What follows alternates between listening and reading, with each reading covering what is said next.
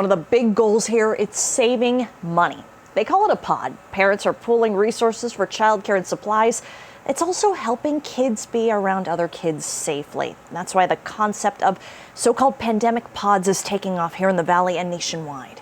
Before this pandemic, we weren't necessarily thinking about how we could connect with our students' parents. Who can I call if maybe someone needs something? What parents have to do to make sure kids can learn at home this fall is overwhelming and nerve-wracking.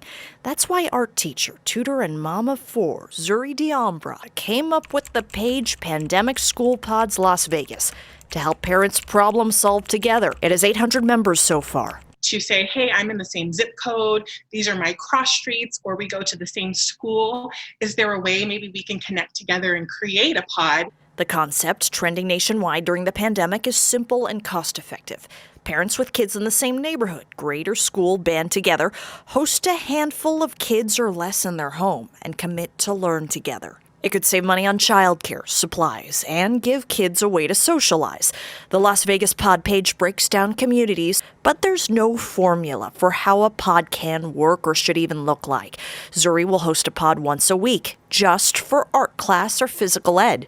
I've seen pods that support our students with special needs, which I think is amazing. Zuri says if you'd like to join a pod, parents should write down what exactly their family needs and what they're willing to commit from their home, their time, supplies, or even snacks or lunches for the kids.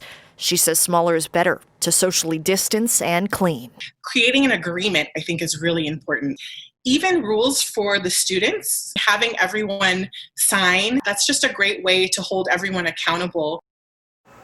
I asked state officials about this concept. If parents are doing this arrangement with each other for free, there's no state rules governing it, so it's perfectly legal to host a pod in your home. But if parents charge each other for services, that's when those child care regulations kick in, and if you have to abide by those state rules.